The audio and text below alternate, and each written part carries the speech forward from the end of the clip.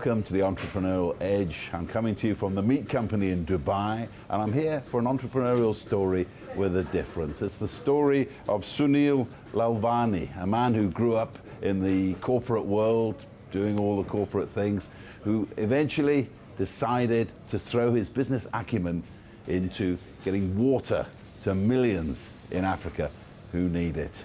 Thank you very much for joining us. Thank you. Just describe yourself up top. I mean, what sort of an entrepreneur are you? I'd say I'm an unashamed capitalist. Grown up in a family business all my life, understood that capitalism really drives the world forward. And my journey along the way suddenly took me to realize that with all the social problems in the world, capitalism can be a fantastic tool to address some of these. Now, how you got to this point of running a company that tries to get water to the millions in Africa, it's quite a story, and it begins a long time ago in the family firm Binatone. A lot of people of our age will know that name, which was founded by your father in Wembley in North London back in 1958, an electronics company. You made all kinds of things from TV games to clock radios, I recall. Now, you grew up in that business. Just tell me a bit of that background, and then we'll go into how it led you into what you're doing now. Okay, so I as you mentioned, born and brought up in North London. I had a very small geographic pocket where I was born from. The hospital I was born into, the house I went to, lived in, the school I went to the university was all within a 5-mile radius. And my destiny was always to join the family business. And 2 years before I graduated university in 1989, actually, it was my father and my uncle who had started the business, but they divided the business geographically at that time. And our side of the business, outside of the family, ended up taking what we called the emerging markets at that time, which was India, Africa, Eastern Europe, and parts of Asia. So all my life destined to work in the UK office in Wembley was suddenly thrown out the window, and my small geographical world was suddenly expanded. And I found myself living for a couple of years in Lagos in Nigeria, spent a significant amount of Hong Kong and China, and then eventually opened and ran our office in Russia for 8 years. Stayed there, built the business until 2002, when my wife and I decided we should move to Dubai, basically because our kids were small, and that was probably going to be a better place to work from. And the turn in your life came about as you were driving along one day on a road through Ghana. Just tell us exactly what happened there. That's right. So after my stint of running Russia, I took over the group business. Meant I spent a lot more time in Africa. And indeed, on one of my journeys within Ghana, driving along a bush road, as I've done many a time, but on this particular journey, my driver just suddenly stopped in the middle of nowhere. I looked up and looked around and thought, middle of nowhere, asked the driver, what's going on? And he said, well, there's a puddle of water in the road, so I can't carry on. We're in a 4x4. I said, well, it's just a puddle of water, drive through it. And I remember it so vividly because it was so nonchalantly how he said, I can't drive through it because there's a couple of kids in the water. Now, him being a Ghanaian guy, this was, I assume, quite normal to him, but being brought up in North London, to me, water comes out of a tap. So asking him what are the kids doing in the water, he said, well, they're collecting water. You know, they'll get that, they'll move out of the way, and I'll drive on. But I said, yeah, hang on, that's not normal to me. I need to understand what's going on. So I actually got down, I spoke to these kids, and they indicated to me that they lived about 100 meters up the road, and they were on their way for their daily 30 or 40-minute commute to get the water. And their comment was, luckily, it had rained last night, and they could collect this water just 100 meters away. And it sticks with me so strongly because the day that I would consider it lucky that was the water I could drink is going to be a horrific day. So it was a shocking moment for me. I mean, how did you feel at that moment? You had these two vulnerable children there collecting water because it's all they could do at that particular time. What did it make you feel inside? It was really conflicting, actually, because on one hand, you know, the day you and I, God forbid, are going to have to drink that water is the day we've hit an all-time low. But these kids were quite happy. They were in there playing and joking with each other and drinking the water and collecting the water. Because as I said, this for them was fortuitous. They'd saved themselves, an hour and a half of walking. So I actually wanted to understand more of this. So I actually walked up to the village with them, spoke to some of the elders, and tried to understand, what is this really the normal life? Is this your everyday occurrence? And in fact found that that village had a hand pump that had been installed by an NGO some years earlier. But as I now know is common across the continent, the hand pump had broken down and there was no mechanism or team to fix that. And at that moment I thought that's something I could probably do something about. So a lot of people could have seen this. A lot of business people travel on the African continent, see a lot of terrible things, and then they go back to the hotel, get on with their lives. What made it different for you? I think it was probably that shock of just seeing it in front of me. And I was no stranger to the water crisis intellectually. I'd seen some documentaries on it. I'd read articles on it. But exactly as you said, if you switch off a TV, you close a magazine. Look, the reality is it disappears in the typical mind. But this was too close to home to. So what did you do next? So I thought initially, as maybe as a CSR project for Binatone, we could do something here. Quite honestly, the CSR initiatives we had until then were we'd write a check for a clinic or a school if someone knocked on our door, but it wasn't really a focused strategy to do something direct. So I thought, here's something I feel passionate about. Let's get on with this. And looking at the hand pump as the traditional solution, I identified 3 critical areas where it could be improved. One predominantly being the physical effort. That, this has to stop. How do we improve the physical effort? 2, how do we make the capacity greater? Because one single tap from a hand pump doesn't also serve a village very well. And 3, if we're going to do something, how do we ensure it's going to be sustainable and maintainable over a longer period of time, unlike the broken hand pumps? So within the business, we had a solar division. So I took 2 of my solar engineers and said, look, can we put a solar powered pump here that's going to take away all the manual effort? We can put multiple taps around it to make sure that the community can be served en masse, and put a mobile monitoring unit on it so that if anything happens to it, breaks down, we can know about it and we can send an engineer to fix that. So we developed that.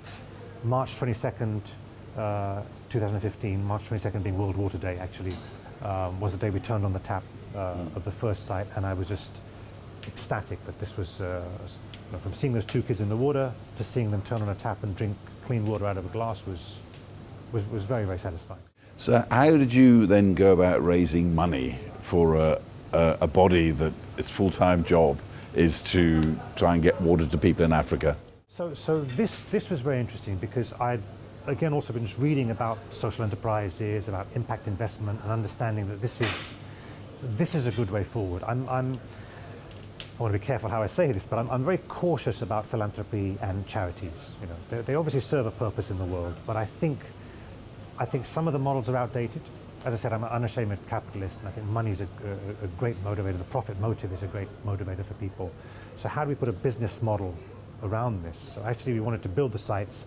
We charge a nominal amount for the water, which pays all the maintenance costs. So I thought, well, how can we wrap that up and raise some funding and brand this as a social enterprise? So in fact, I went out, was looking to raise some funds, spoke to a number of friends and family, and thought, would you like to invest in this venture? Got some very positive feedback on Project Maji itself. People saying very noble cause, congratulating me on doing some good in the world. But most of them couldn't wrap their heads around this idea of, this is not investment, this should be a donation, this should be a charity. What do you mean invest in this? So it was very hard to get them to because some people might look at you and say, oh, look, it's very good that you're giving water to poor people, but aren't you making money off it? Isn't this some form of exploitation?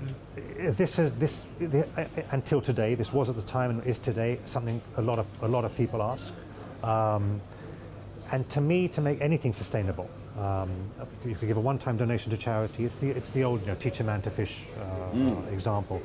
You can give them a one-time donation and what's going to happen, or you can build a sustainable model around this. Now, we charge in the village a price that is agreed by the village. We don't dictate the price. We make sure that it's agreed by the village.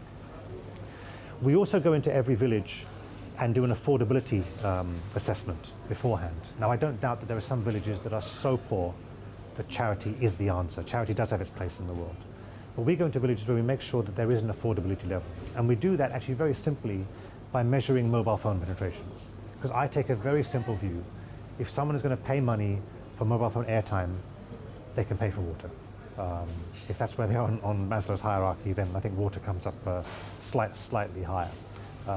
So that's how we tried to go about it. So we overcame the challenge about, are we making money off people? So how does the project work? Say if I invest, say $100 with you, how do I get it back, and when do I get it back? So at the time it was going to be an 8-year investment, and we were projecting about a 15 to 20% return on the money. And then that proved to be the challenge on the other side, because when we moved from the friends and family to the so-called, what I say, so-called impact investors who wanted to put money behind this, the same commendations, what you're doing, great work, making a big impact, etc., but your financial returns aren't very interesting. And that's where I got extremely frustrated as well, because at least my definition of impact investing, in 99% of cases, if you're serving bottom of the pyramid people, I think you can make money, okay? I think you can look at them as consumers, not as charitable beneficiaries. But the big challenge I find is there needs to be a trade-off between social impact and financial return. So you can still make a capital back, you can still make a financial return, but it's not going to be, you're not investing in Uber or Airbnb, okay? You're investing in water in Africa. So make a compromised return. But these impact investors just weren't going to accept that, and that was a challenge. Is there appetite for it? I mean, in many ways, it's the sort of thing that people should be investing in. One day we'll go to war over water if we don't do something. But I mean, what would you do, for instance, if, say, a foundation came and said, "Oh, there's $1 million. I'm not investing. I'm giving it to a charity." What would you say? So, in fact, what we did was to aid the financial contributions that we could get. Was we in fact converted then Project Maji from a for-profit into a not-for-profit.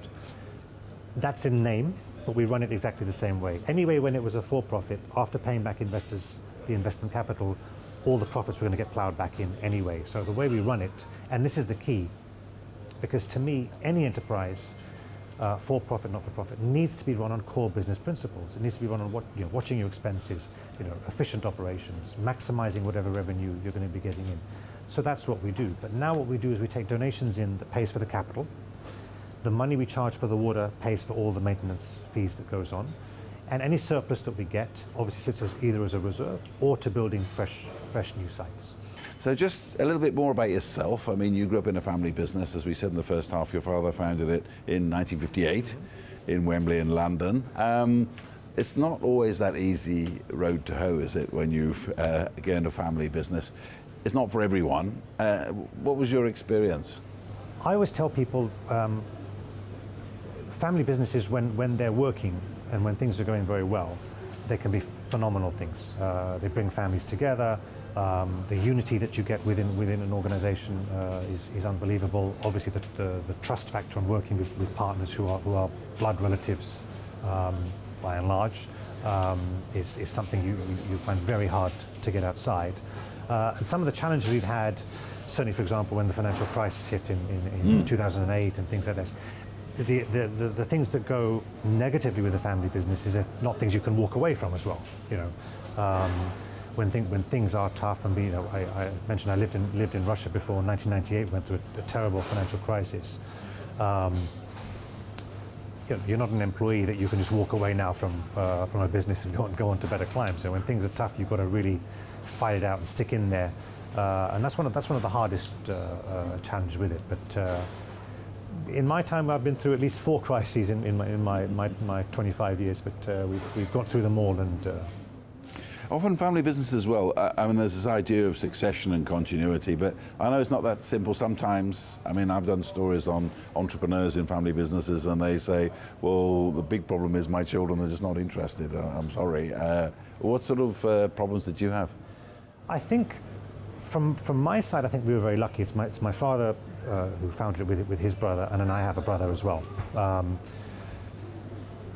My father decided to take a view, which is quite un-Asian, I must say, from a family business perspective, to keep it just within the 3 of us in the family and not hire other family members. We weren't going to be just full of having cousins and other distant relatives coming in and joining and adding that HR complexity to things. So I think we were quite lucky that way, that my father had the foresight to keep it that way. But certainly other people I know in family business, actually very, very, very smart people and very successful businesses, seem to throw their business acumen out the window when it comes to the HR issues of handling family members. So I think that's something that's got to be very, very carefully handled. Because also, sometimes there can be, you say this unity that you talk about, there can be emotions that other businesses would just throw by the way, but because it's family and it's blood, these emotions can be consuming. Yes, I think another, this is perhaps one of the biggest challenges, is the emotional part, the family dynamic part, and being able to really compartmentalize the, what's family and what's business. My father is my father and my boss, and which hat gets worn at the same time. And if there wants to be a robust debate about a strategic decision or a product decision or something like that, which hat do I wear? Am I an obedient son or am I a vociferous employee? Balancing that kind of thing is also brings its challenges. So getting back to your water business, how you said that the company had set up water distribution, selling water in villages in Africa. How many villages and how many people are we talking? So currently we've just crossed 50, so 50,000 people we're serving. It took us about 4 years, and we had about 7 or 8 sites in the first 4 years. In the 5th year we went from 8 sites to more than 50 sites, and my goal is now to double and double and double and double, so 50 to 100, 100 to 200, 200 to 400, etc. We've got to reach 1 million people by 2025. I want to reach 10 million people by 2030. I know that's ambitious growth, and it's still only scratching the surface of the 800 million people who don't have water. And I think a lot of that is going to be dealt with by collaborative partnerships with other NGOs and other what are called small water enterprises like ourselves, who are tackling slightly different geographies and niches. What about with governments? And I'm sure you've been in to see some of them on the continent, and I know a lot of the politicians I would know would say, oh, well, 50,000, that's nothing. So they wouldn't be interested. So, I mean, I don't know. How are you facing that barrier? We try and do a lot by ourselves. I'm not trying to rely on anyone, not trying to rely on other NGOs, not trying to rely on governments, but we of course welcome their support. So we are absolutely engaging the government of Ghana in this. We have done a couple of sites, pilot sites with them at the moment directly, so hopefully that should expand. But in the meantime, we need to just go on our own way. Governments, of course, are going to be a key. If we don't engage them, we're not going to be able to break through barriers, but it does take time across the continent. Funding issues by governments is an area, so as long as we can bring in private funding and grow ourselves, we'll wait for the government funding and government support to come and assist us in that. And in your view, obviously you study this, I mean, how much more with every passing year is this becoming something that everyone should be involved in? I mean, the climate's changing, water's getting more scarce. It's going to affect long-term stability of scores of African countries across the continent. No, this is such a critical issue, and it does worry me about how actually underfunded it is at a global level. Forget the African governments, but at a global level, this is massively underfunded. Because apart from just a global security issue, because as you said, the next wars, forget oil, water is going to be the next area fought over without question. But it also dramatically impacts, education and health. And women in the workplace, because as I said, I saw the 2 kids in the water. It's children not going to school who are collecting water. It's women not working going to collect water. If you can give them water, you're doubling the African workforce who now have time to work. You're immensely increasing the number of kids who go to school and get educated in the next generation of people who are going to be able to get jobs. So a huge amount more funding and focus needs to be put on this. And I have to raise the horrible word of corruption. I was at a conference in Stockholm a couple of weeks ago. The estimate is $32 trillion is needed to address the 17 SDGs that the UN has announced. My humble opinion, that is massively overestimated. We have a solution that goes into villages, looking at it from a commercial perspective. It costs us about $12,000 to install a site, turnkey, the village has water. The nearest competitor, if you like, costs $40,000 to $50,000, 4 to 5 times the price, and we're struggling to get contracts with that. The only reason someone's moving 4 to 5 times more is. But there's another problem. I mean, you raised it yourself. I mean, corruption. I mean, what about if an unscrupulous person in one of the villages you're helping decides to double the price over water tonight with the interest of pocketing the difference? What can you do about it? So that's a great question. So as we had early sites, it was always cash payments, and we empowered someone in the village, and we called them an entrepreneur to allow them to earn money as their salary to sell water. But controlling that as we scale up and as we have thousands of sites is going to be very hard to do. So actually, about 2 months ago, in fact, with the International Red Cross, we piloted a new site in Ghana, and we have an automated payment system. So it's cashless, and we can set the price remotely. So we can agree with the local community, set the price, and the entrepreneur who we set to manage the site in the village can only sell at the price that we set. So we control it that way. We also make sure that the money comes into us and no one absconds with that money and takes it. You talked about the expansion of the project. Is it too much to dream that one day there'll be a listed company on the Johannesburg Stock Exchange, say, that's supplying water or selling water to villages in Africa? Whether it'll be a listed company or not, I'm not sure, but will there be a sizable entity that has tackled this problem and that is financially sustainable, throwing off cash surpluses, call it a profit or a retained profit surplus?